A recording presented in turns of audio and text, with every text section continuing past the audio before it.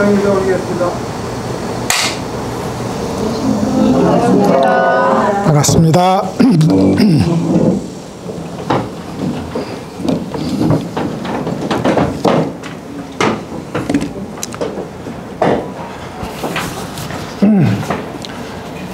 이렇게 해도 들릴까요? 네. 네. 방학 잘 보내셨습니까? 네. 방학은 어떻게든 좋은 겁니다.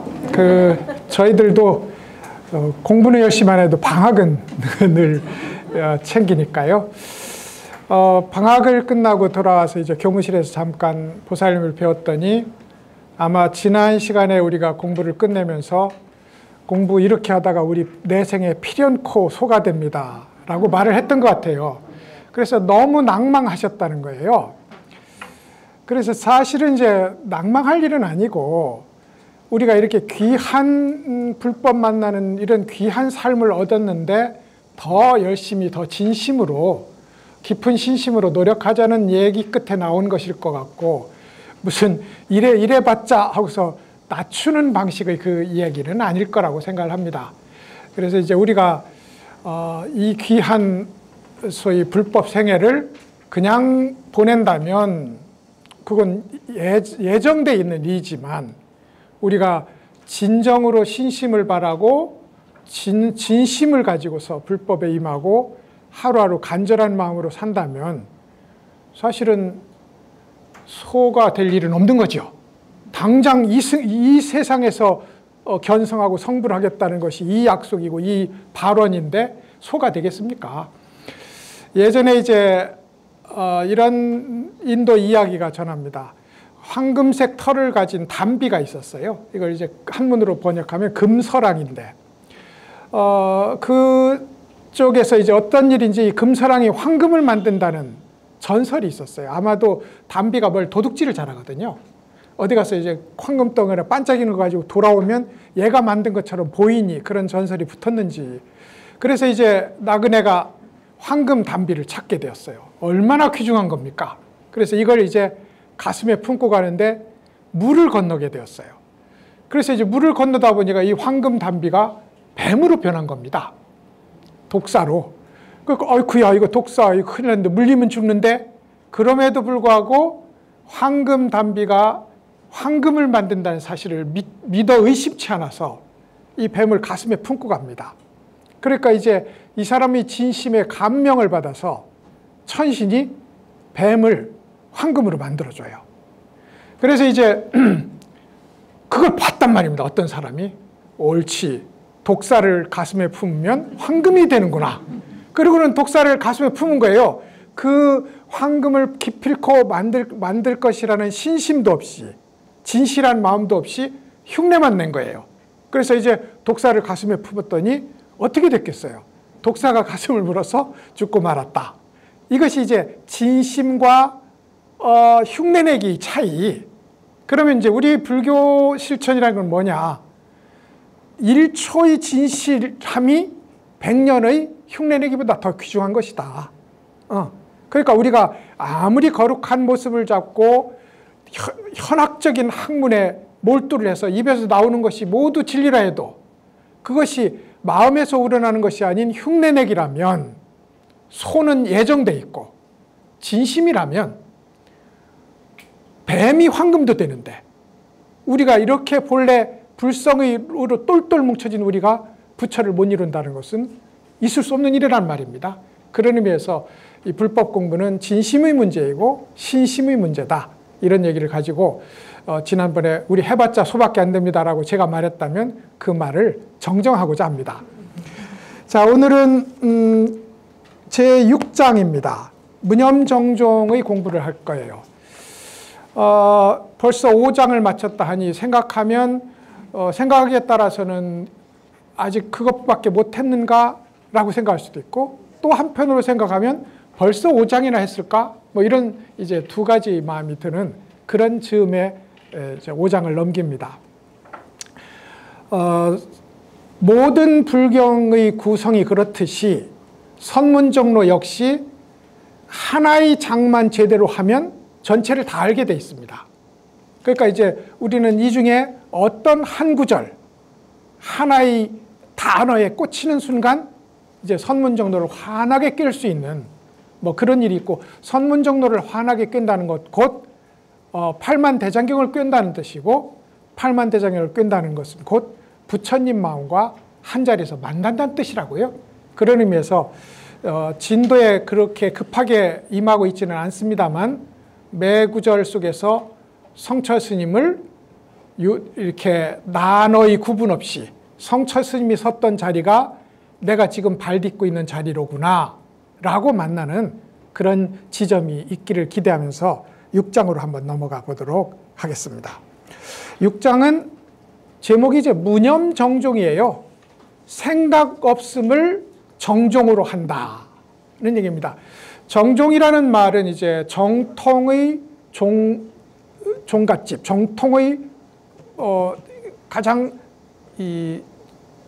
핵심이 되는 것, 이거란 말입니다.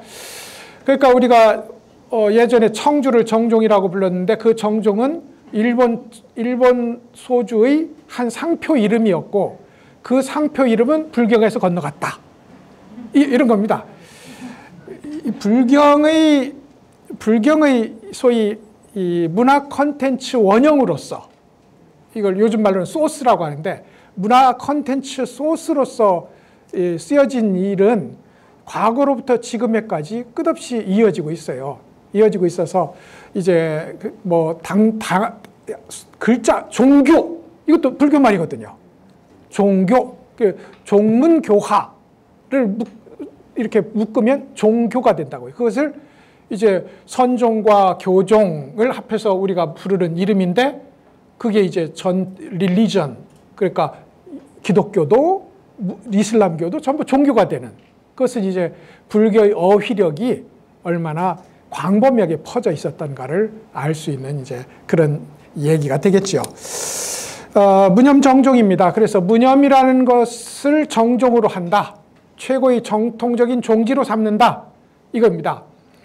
우리가 앞에서 견성을 하면 바로 부처다, 중생에게는 불성이 갖추어져 있다, 번뇌망상은 층층으로 되어 있어서 번뇌망상을 떨어내기만 하면 마치 구름을 걷어내면 태양은 저절로 밝듯이, 번뇌망상의 층층의 구름만 벗겨내면 그대로 부처의 자리가 나타난다.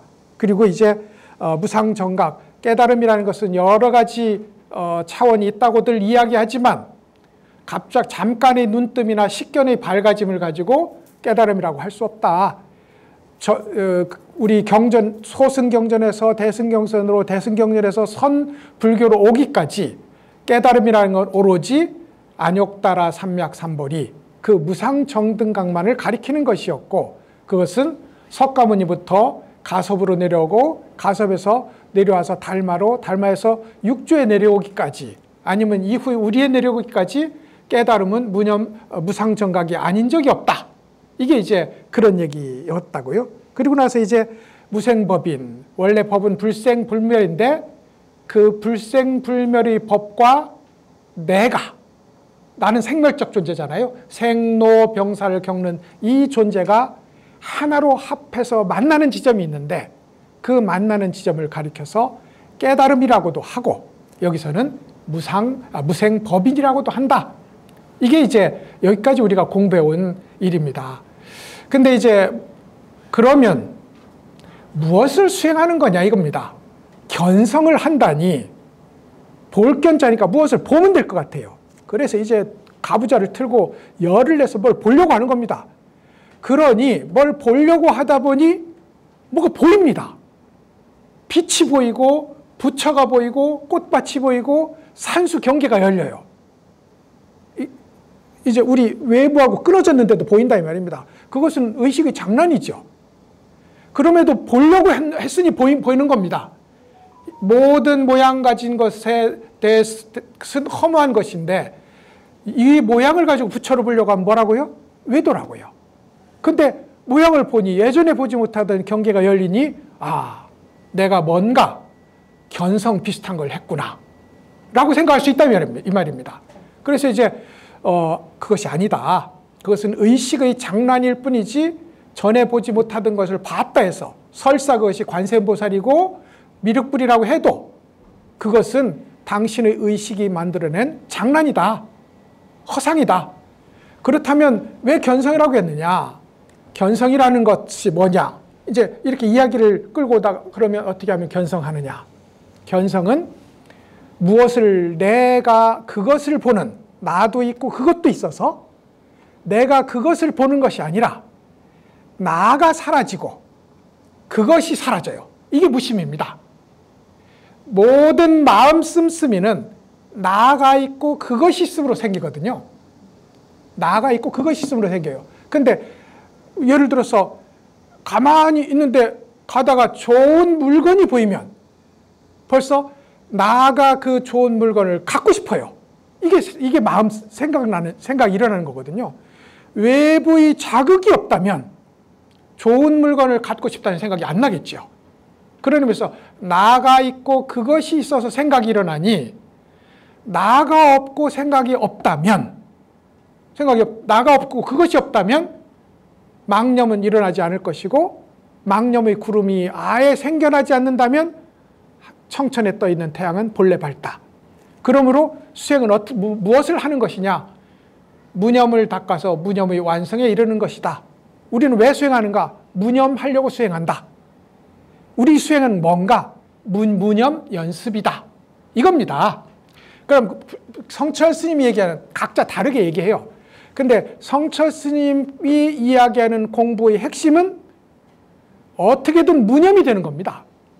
그러니까 무념도 좀 길면 좋으니 무념도 좀 길면 좋잖아요.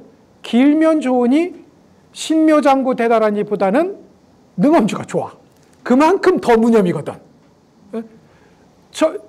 또 무념도 더 간절하면 더 무념이 되니 108배보다는 3000배가 좋아. 주력도 철저하고 내 몸을 잊을 정도가 돼야 되니 일단 몸을 깨야 되잖아요.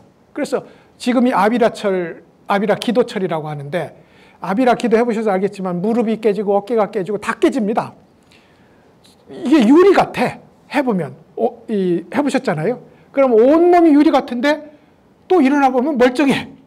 근데 그렇게 몸이 유리처럼 깨질 것 같은 그 입구에 당해서 우리 무심이 그만큼 순수해진다고요.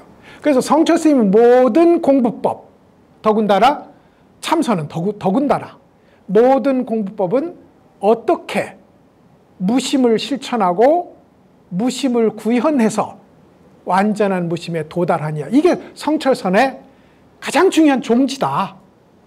무념정종이라는 말은 육조 단경에서 가져왔지만 성철 스님의 속마음이 여기 다 드러나 있다. 내 공부의, 내가 여러분에게 전달하려고 하는 공부의 정종은, 정통적인 종지는 무념의 실천, 무념의 완성일 뿐이다.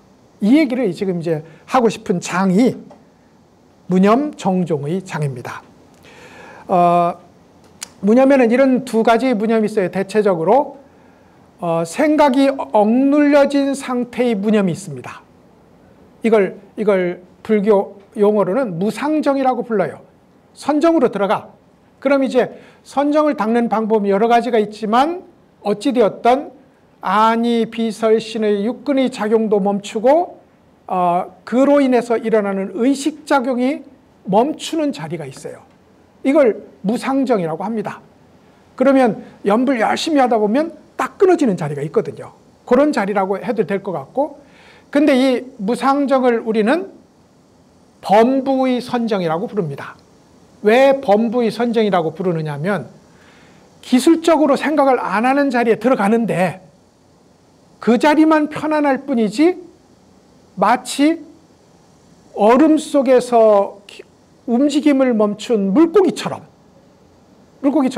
온도가 1도만 올라가면 활발하게 움직이는 거예요. 돌에 눌려진 풀처럼, 겨울에 겨울잠을 자는 벌레처럼 잠깐 잠복해 있는 거지, 환경만 바뀌면 다시 일어나서 본래의 활동성을 되찾는 것, 무상정의 한계가 여기 있습니다. 그래서 무상정에 들어가 있을 때는 우와 굉장하다 싶은 겁니다. 남들은 지금 다리 아프다고 꾸물거리고 허리 아프다고 꾸물거리는데 앉으면 10시간씩 앉아 있어. 그러니 우와 대단하다고 하지만 그것은 소위 생각이 일어나지 않도록 육근의 육식의 작용이 잠복한 잠시 잠든 상태다. 이에 비해서 이제 이걸 제가 뭐라고 했다고요? 범부의 선정이라고 부른다. 이것에 비해서 더 심층의 아리아식과 말라식과 아리아식까지 그러니까 육식이 소멸하고 말라식이 소멸하고 그리고 아리아식 차원의 마지막 움직임 없는 자리에서 선정이 유지되는 걸 일러서 멸진정이라고 부릅니다. 이제 성철스님은 제8 아리아식을 원수다. 아마도 제8 아리아식이 얼굴을 짓고 나타난다면 침을 뱉을 정도로 미워한다. 이게 성철스님의 제8 아리아식에 대한 태도입니다. 근데 이 멸진정은 거의 깨달은 사람과 같아서 일반 사람들이 보면 멸진정에 든 사람을 성인으로 부릅니다. 그래서 멸진정을 성인의 선정이라고 불러요. 근데 멸진정이 어디로 들어가냐면 부처님이 마지막으로 통과했던 비비상처에 들어가는 선정이에요. 근데 부처님은 그걸 내려놓고 진여의 자리로 돌아 나왔잖아요. 진여의 자리로 돌아 나왔거든. 그걸 앞에서는 무여열반이라고 불렀고 진여라고 불렀고 성철 스님은 선문정론에서는 그러지 않으셨는데 백일법문에서는 제9아말라식이라는 걸 말씀하십니다. 유식학에는 제8식에서 멈추고 8식의 오염이 청소되어서 청정한 자리로 돌아가는 것이 깨달음이다 하고 보는 그룹이 하나 있고 8식을 완전히 버리고 제9 때가 하나도 없는 무구식 그 청정한 진여의 의식으로 진입하는 걸 깨달음이라고 보는 소위 제9식파가 있습니다. 성철스님이 이쪽에 좀 편들어요. 왜냐하면 이래야 깔끔하거든. 아레아식을 타파한다. 이게 성철스님의 입에서 나오는 늘상 나오는 관용어거든. 아레아식이 전환된다 하지 않고 아레아식을 타파해요. 그래야 좀 철저해 보이거든. 그런 점에서 이제 전략적으로 제9아말라식을 설정을 합니다. 실제로는 아레아식이 청정해지면 그게 진여라고 보는 것이 한 그룹이라면 아레아식을 원수처럼 깨부수고 마지막 단계인 제9식, 무구식, 청정식, 아말라식에 들어가야 된다. 이거죠. 그러니까 소위 멸진정을 성철스님은 좋은 선정으로 보지 않습니다. 여기에 다 빠지기 때문에 잘못하면 귀신처럼 컴컴한 굴 속에 웅크리고 앉는 꼴이 될 수 있다.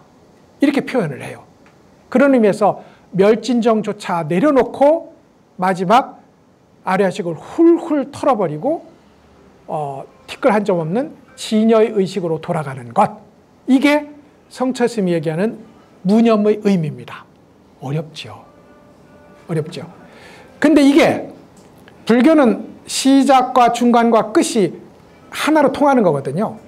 도착한 사람이 그렇게 말하는데 우리 출발하는 사람도 진여에서 출발합니다.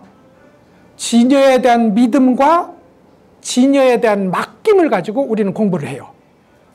그리고 깨달은 사람은 진여와 한 몸이 되어서 모든 구속을 내려놓고 대자유의 몸 상태에서 논의는 것을 깨달음이라고 해요.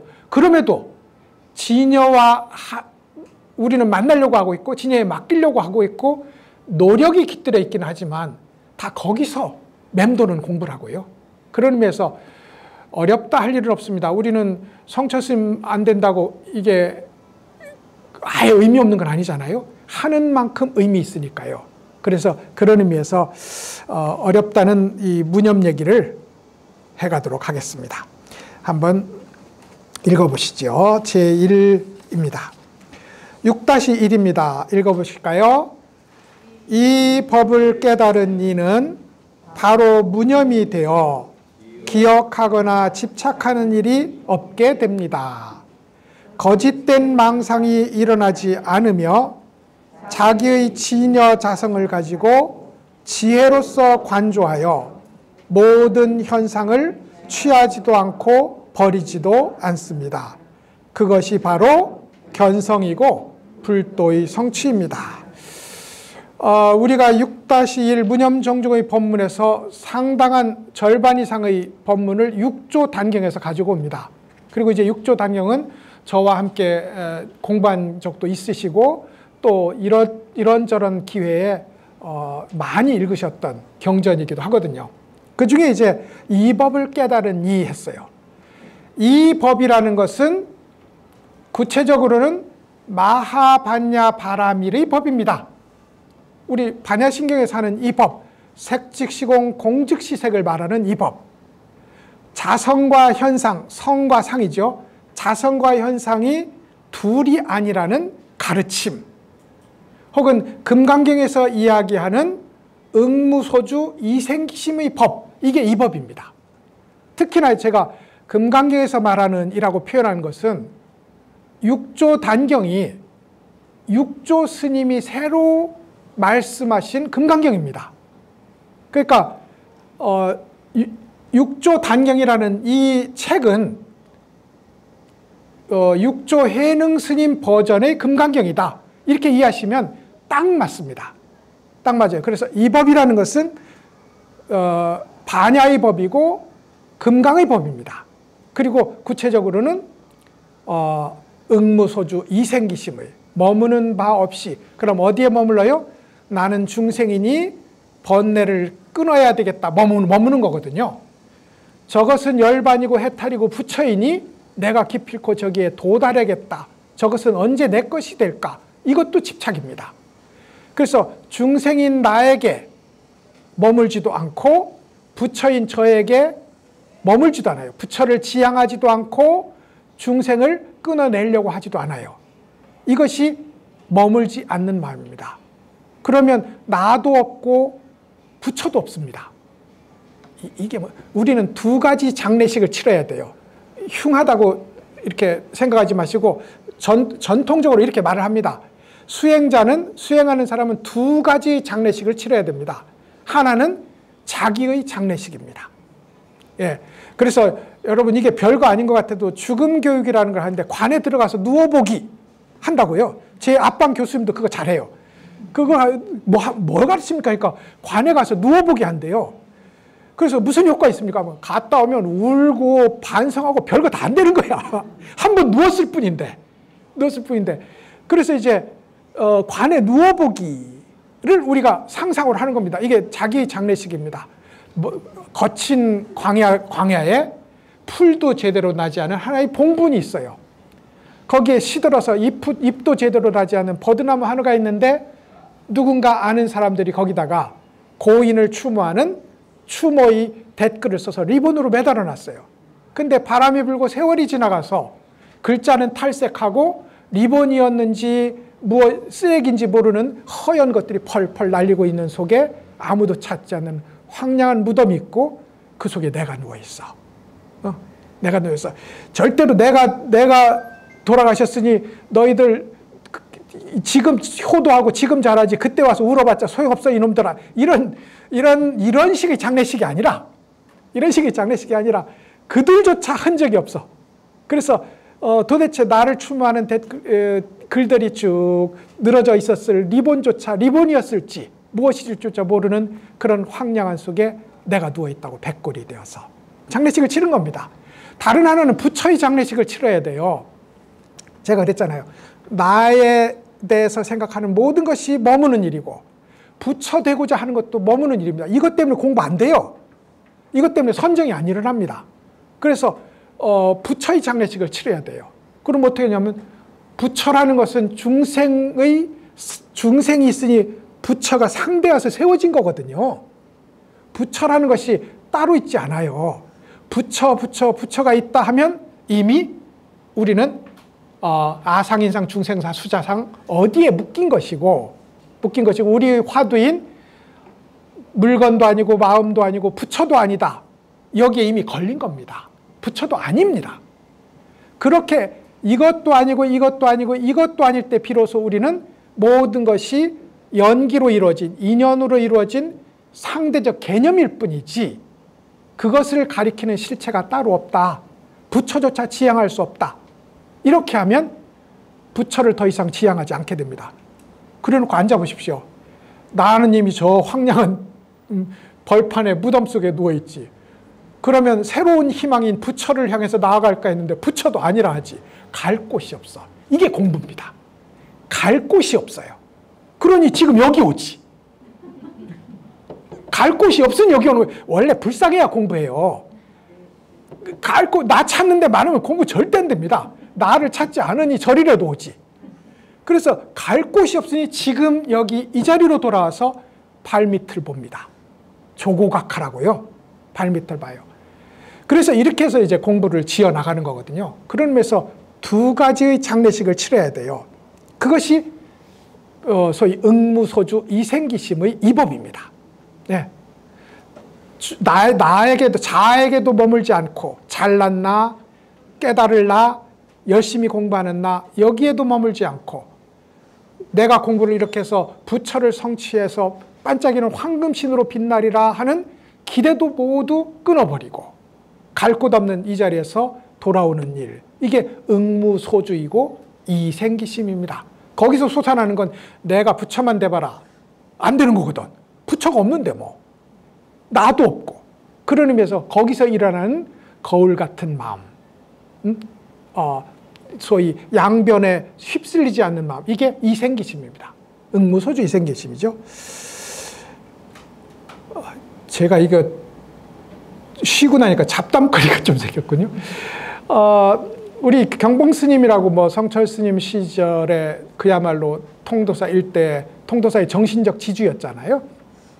설법이 좋으셨고 쇼맨십도 있으셨고 문화적으로도 뛰어나셨고 정말로 멋쟁이 스님이셨던, 도인이었던 그 스님의 설법 중에 유명한 설법이 응무소주 이생기심에 대한 설법이 있어요. 응무소주 이생기심인데 일본에 이제 한 공부 열심히 하는 불교 학자가 그때만 해도 이제 하녀가 있던 시절이잖아요. 하녀가 있었는데 이상하게 이 하녀가 불교 공부를 어떻게 했는지 가서 뭐라고 중얼중얼 하게 하면 병이 나. 이 사람이. 그래서 이제 이 박사가 설마 이제 현대 학문을 공부한 사람이니 설마 해놓고는 이제 가서 이제 물어봤다는 겁니다. 물어봤더니 오무기, 고무기, 이게 일본 말이에요. 오무기, 돌이라는 말이고 고무기, 이게 밀이라는 말이에요. 오무기, 고무기, 이소고고, 이소는 두 마리라는 뜻이고 고는 다섯이니까 다섯 홉이라는 말이에요. 무슨 뜻인지 모르겠는 거야. 그래서 오무기, 고무기, 이소고고 이걸 몇 번 하면 병이 나. 그래서 야, 저게 어떻게 된 거지 하고 한참 연구를 해보니 응무소주 이생기심을 일본어로 읽으면 오무소주야. 응무소주 비슷하죠? 응무소주, 오무소주. 그 다음에 이생기심이니까 이생이니까 이소야. 이소고심. 이소고심. 그래서 응무소주 이생기심을 부르는 말이야. 이게요. 그래서 제대로 가르쳤다네요. 응무소주 이생기심이면 중생의 모든 병이 낫는 건 맞죠. 그러니까 중생의 모든 병이 나으니 일리가 있다. 오늘부터 응무소주 이생기심 해라 하고 이제 알려줬다는 거지. 그래서 이제 오무소주 이소고싱, 오무소주 이생기심 고싱 하니까 아무래도 안 돼. 그래서 이제 교수님 이렇게 하니까 안 되는데요. 그래서 할 수 없이 옛날 보리, 밀, 5말 2홉 이것만 하도록 했다는 거예요. 그래서 이제 거기에 응무소주 이생기심이 있는 거지. 지향하는 바도 없이 뜻도 일어남도 없이 오로지 하나의 거울 같은 마음, 환자를 낫게 하고자 하는 거울 같은 마음만 일어나는 그 힘으로 병이 나았다는 이제 그런 법문을 경봉 스님이 하신 적이 있어요. 그래서 이제 이 법을 깨달은 이는 응무소주 이생기심의 법을 깨달은 이는 반야의 법을 깨달은 이는 즉시 무념이 되어서 응무소주 이생기심이 무념이니까요. 나도 없고 후추도 없는 이 자리가 무념이거든요. 무념이 되어서 기억하거나 집착할 일이 없게 됩니다. 과거의 원한, 과거의 고마움, 과거의 나, 미래의 나 기억하거나 기대하거나 집착할 일이 없게 돼요. 이게 무심이거든요. 없게 됩니다. 거짓된 망상이 일어나지 않으며, 우리의 마음짝에는 세 가지의 마음이 일어나는 방식이 있어요. 하나는 거울처럼 일어나는 마음입니다. 그건 지혜잖아요. 그래서 대원경의 마음이에요. 대원경의. 그리고 이제 그것은 성품적으로 보면 본래 완전하고 결함이 없는 마음입니다. 제가 말씀드렸잖아요. 산도 있고 언덕도 있고 평지도 있지만 이 모든 걸 대지라고 부르잖아요. 산이 어제 같은 홍수에 산이 무너졌다고 해서 대지가 무너진 건 아니잖아요. 대지는 불생불멸이라고. 이 비유 속에서는 불생불멸이라고. 그런 의미에서 그렇게 불생불멸의 자리에서 모양과 상관없이 본래의 그 자리를 지키는 것을 일컬어서 원성실속이라고 불러요. 본래 완전한 진실이다 이런 뜻이에요. 근데 이걸 이제 우리는 모양에 따라서 언덕은 언덕이고 산은 산이고 평지는 평지다. 모양에 따라서 이렇게 나눠보는 것은 본질은 대지지만 일리가 있잖아요. 모양은 있는 것처럼 적어도 있는 실제는 아니지만 근사체에 가까워. 그런 의미에서 이걸 우리는 상대적, 그러니까 논리적 사유, 이성적 사유에서 합리적인 생각으로 만들어내는 사유 방식이 있어요. 이것을 의탁이라고 부릅니다. 근데 거짓은 치우친 생각들이에요. 집착하는 생각들에서 일어나는 일들은 모두 허망한 거짓입니다. 이걸 변개 소집이라고 부르고 이런 겁니다. 길에 제일 보편적인 비유가 길에 새끼줄이 떨어져 있는데 어두컴컴해서 뱀으로 봤어. 그리고 나서 지나갈 때마다 어이구 저기 뱀이 있는 자리, 뱀이 있으니 가지 말아야 될 자리, 점점 그 망상의 빈도가 더해져 가요. 이것이 이제 거짓된 생각, 거짓된 망상입니다. 근데 우리가 이미 분별을 내려놨으므로 거짓된 망상이 설 자리가 없어요. 거짓된 망상이. 그래서 거짓된 망상이 일어나지 않으며 자기 진여자성을 가지고 지혜로서 관조합니다. 자, 진여자성이 우리한테 들어있다는 것은, 우리가 진여자성 그 자체라는 것은 너무나 많이 얘기해서 우리는 알고 있다고요. 근데 우리는 진여자성을 등지고 생멸, 나, 너, 옳고 그름, 이건 전부 생멸을 일으키거든요. 생멸의 자리에서 진여자성이 있는 줄을 까먹고 살아요. 그러니까 매번 생멸의 현상에 일희일비한다고요.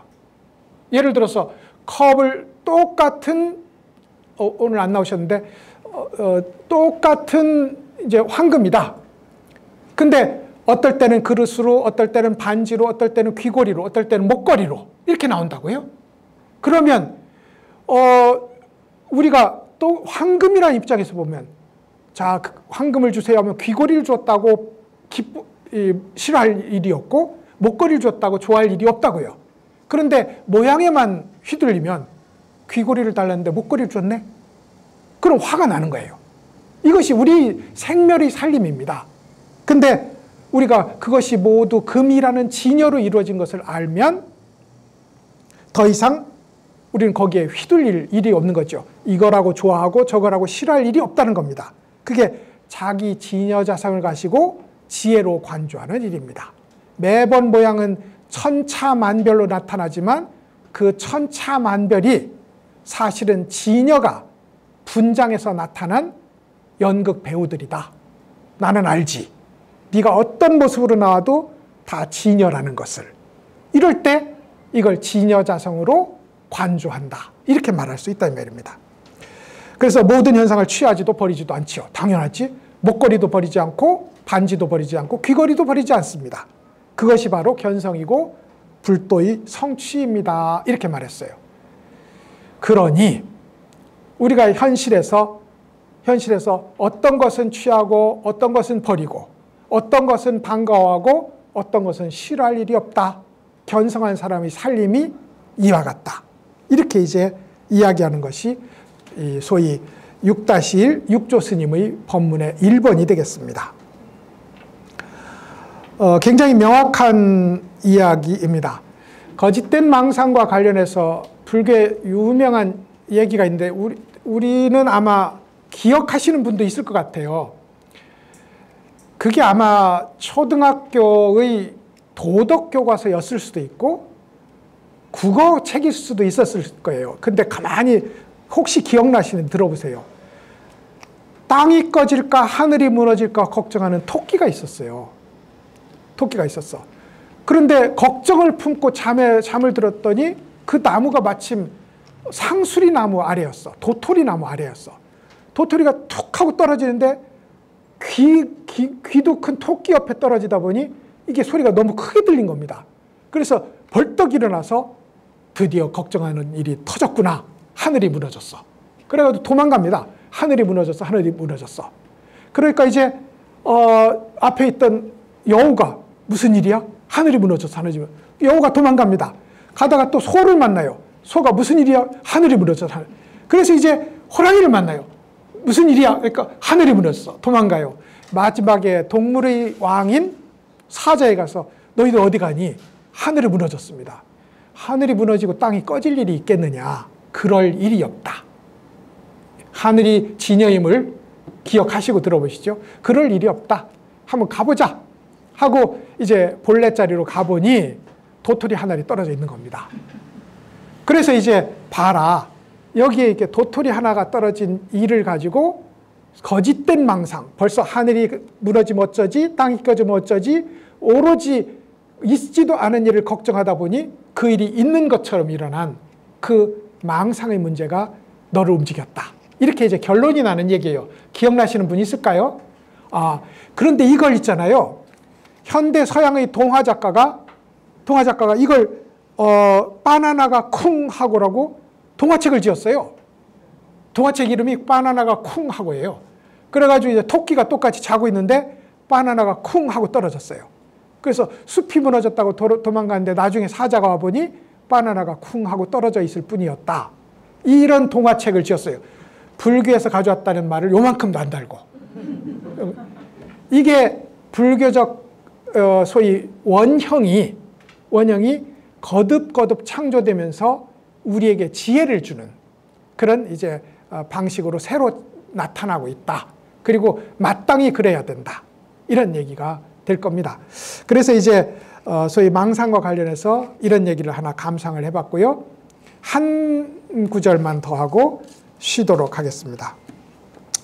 6-2 읽어보실까요?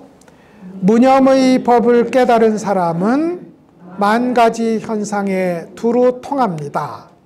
무념의 법을 깨달은 사람은 부처님 경계를 봅니다. 무념의 법을 깨달은 사람은 부처의 지위에 이릅니다. 그러니까 무념이 곧 성불이라는 뜻이에요. 무념. 그렇지만 무념도 다양한 층차가 있고 우리가 이먹고라고 혹은 관세음보살이라고 나의 수행 주제를 가지고 공부에 들어갈 때 나는 안 된 것 같지만 나는 내가 생각하는 선정에는 못 도달한 것 같지만 우리는 분명히 무념의 어떤 자리를 만지고 있다 하는 것을 믿어주셔야 돼요. 우리가 불교 공부를 무엇을 해요? 이먹고를 하든 관세음보살을 하든 능엄주를 하든 우리는 그 순간 무념의 영역에 한 발을 디디고 있는 것이다.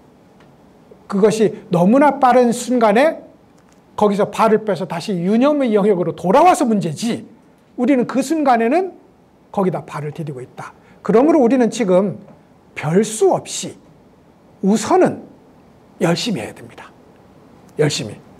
아까 제가 진심이 문제다 했는데 열심히 하다 보면 진심도 일어납니다. 이게 그래요.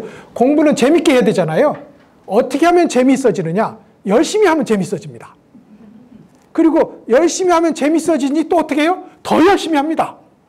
이것이 상승작용을 일으키는 거거든요. 그런 의미에서 우리가 능엄주를 해도 더 열심히, 관세음보살을 해도 더 열심히, 더 오래 이렇게 하다가 진실한 자리를 만나면 그 진실이 우리를 끌고 가서 더 열심히 더 진지하게 이렇게 할 거라고요. 그래서 무념의 법을 깨달은 사람, 우리가 하고 있는 일이 무념 공부라는 것 잊지 마시고, 무념의 공부는 딴 사람 몫이고 나의 몫은 아니라는 생각은 하시면 절대 안 된다. 그래서 무념의 법을 깨달은 사람은 만 가지 현상에 통합니다. 무념의 법이 곧 나도 내려놓고 부처도 내려놓는 거잖아요. 나의 장래도 치르고 부처의 장래도 치르는 거라고요. 그것이 무념의 법을 실천하는 자리라면 오로지 지금 한 자리에 오직 표현하자면 이것이라고 할 수도 있고, 한 마음이라고 할 수도 있고, 불성이라고도 할 수 있고, 진여라고 할 수 있는 이 자리라고요. 그러니까 이 자리에 발을 딛고 보면 마치 모든 그릇들이 금으로 된 그릇듯이 본질적으로 금이듯이 만 가지 현상은 본질적으로 진여입니다. 본질적으로 무념이라고요. 그러니 무념의 법을 깨달은 사람은 당연히 만 가지 현상에 두루 통하지요. 만 가지 현상이 곧 진여의 다른 이름이므로 그렇게 되는 겁니다. 무념의 법을 깨달은 사람은 모든 부처님의 경계를 봅니다. 삼세 제불의 경계를 봐요. 부처님이 도달한 경계, 부처님이 보여준 신통력이 어마어마한데 우리는 그걸 본다고요. 본다고. 부처님의 경계는 세 가지로 이루어진다고요. 우선 진여 자성에 한 몸으로 합치되는 일, 진여 자성으로부터 더 이상 떨어져서 생멸의 마음을 일으키지 않는 것, 이것이 부처님 경계의 최초 본질입니다. 본질이에요. 이렇게 하고 나면 자리 이타가 일어나겠죠. 자리 이타가 일어나서 스스로는 아무리 고통스럽고 아무리 불편하고 배고파도 항상 법을 실천하는 즐거움으로 충만합니다. 이걸 스스로 만끽하는 몸이다 해서 자수영신이라고 불러요. 그와 동시에 공부를 열심히 하는 사람에게 나타나서 자, 요만큼만 더 오면 되겠네 라고 격려하는 모습으로 나타납니다. 물론 공부를 열심히 하는 사람에게란 전제가 있어요. 그러니까 이제 우리가 공부를 열심히 하다 보면 부처님이 나와서 이쪽으로 이렇게 오면 되겠네, 분명히 말씀도 안 하시고 윙크도 안 하셨는데 부처님이 나를 격려하시고 나와 한 몸으로 만나서 모든 걸 주셨다는 걸 완전히 믿어지는 자리가 있어요. 그러면 아, 부처님이 와서 나를 지금 격려하고 계시구나, 이끌고 계시구나. 이걸 타인들에게 영향력을 발휘한다는 의미에서 타수용신이라고 불러요. 그리고 나서 이제 우리 아예 준비가 안 된 사람에게도 부처님은 나타납니다. 부처님은 배고플 때는 쌀로, 목마를 때는 물로, 혹은 물을 떠주는 사람으로 나타나서 우리를 진리를 향해서, 진리에 대해서 눈치채도록 매번 힌트를 줘요. 그걸 일컬어서 변화신이라고 부릅니다. 이렇게 이걸 모두 가리켜서 부처님의 경계라고 불러요. 근데 무념을 깨달은 사람은 그것을 모두 본다는 겁니다. 그것을. 그러니 무념의 경계가 얼마나 위대하고 끝없는 것이냐. 부처가 되는 일이니까요. 그런 의미에서 무념을 깨달은 사람은 모든 부처님의 경계를 봅니다. 무념의 법을 깨달으면 부처입니다. 부처의 지위에 오릅니다. 이렇게 불렀다고요. 그러면 이제 내 공부 아무리 해도 신통력도 안 일어나고, 얼마 전에 보니까 어떤 엄청 공부 열심히 한다고 하는 스님이 자기 선배 스님한테 묻더라고요. 참선 열심히 하면 신통력 일어납니까? 웃을 일은 아니죠. 신통력은 일어나는 거지요. 그죠? 그렇지만 신통이 안 일어난다고 참선이 아니다. 이것은 또 아닌 겁니다. 그래서 제가 제일 먼저 부처의 경계를 소위 자기의 진여 자성에 한 몸으로 만나는 일, 이것만 가지고도 부처의 경계를 보는 일이라고 설명을 했잖아요. 진여 자성에 한 몸으로 만나는 일, 자성법신을 깨닫는 일, 이것만 가지고도 부처의 경계를 보는 일이다. 이걸 얼마나 시시한 거냐면 이런 겁니다. 우남 진정 스님이라고 있어요. 근데 이 스님이 엄청 모든 조사 스님들은 말이 뛰어났지만 어떤 스님이 와서 부처가 나타나는, 부처의 불생불멸의 지혜가 나타나는 자리를 저에게 보여주십시오. 보여주지. 문제없지. 하고서 하다가 앞에 동자가 마당을 쓸고 있었는데 동자야 하고 불렀어요. 그러니까 스님이 부르니까 동자가 네 하고 불렀어요. 봐라, 저게 움직임 없는 부처의 지혜가 나타나는 자리다. 이게 농담처럼 보입니까? 예를 들어 큰 스님이, 성천 스님이 우리를 불렀어요. 거사님 하고 하는데 거사님이 저 노스님이 왜 나를 부르지? 대답할까 말까 이렇게 하겠어요? 성천 스님이 거사님 하고 불렀는데 네 하지요. 왜 네 했는지, 어떻게 네 했는지, 점잖은 소리로 말했는지, 경박한 소리로 말했는지 알 수가 없어. 그저 네 했어요. 부르니까 네 했다고요. 여기서 이것이 동자가 대답한 이 자리가 부처의 자리하고 조금도 다르지 않다고요. 부처가 어떤 특별한 자리에 가는 것이 아니라 생각의 구름을 걷어낸 자리라니까요. 동자의 이 자리에는 생각이 없었어요. 부르니까 대답했어요. 그래서 그러면 무명이 일어나는 자리는 어딥니까? 라고 또 물어요.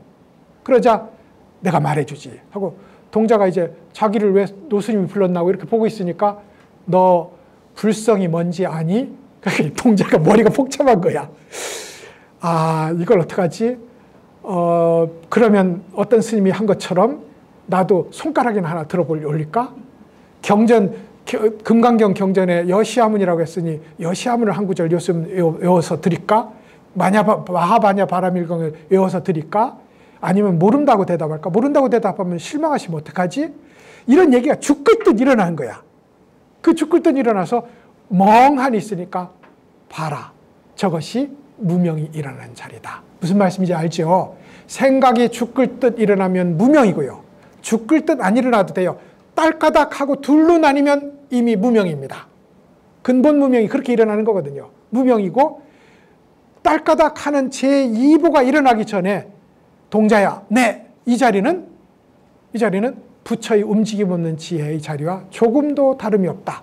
동자가 만약에 머리에 죽 끓는 일 없이 매번 그렇게 비 오면 낙엽 지고, 그러니까 배고프면 밥 먹고 목마르면 물 마시고 추우면 껴입고 더우면 옷을 내려놓는 이 자리에 그대로 산다면 부처로 사는 거죠. 그래서 천진불이라고도 불렀습니다. 안 돼서 그렇지. 안 돼서 그렇지. 우리가 다 가르치잖아요. 못되게. 그래서 안 돼서 그렇지. 그 자리는 천진불인 겁니다. 그 자리는. 그래서 이제 소위 부처의 경계를 본다 했는데 무심을 깨달으니 남이 못 보는 것을 보는 것이 아니라 내가 잃어버렸던, 내가 시비선악을 나누지 않고도 살았었거든요. 나누기 전에 잃어버렸던 그 본래의 자리를 되찾는 것, 이것이 성불이지 없는 자리를 만들어낸 것이 아니다. 이것이 지금 부처의 경계를 봅니다 하는 말 속에 들어있는 의미가 되겠습니다. 자, 원래 4개를 읽어야 되는데요. 제 계획으로는 2개밖에 못 읽었습니다. 잠깐 쉬었다가 나머지 읽도록 하시죠. 수고하셨습니다.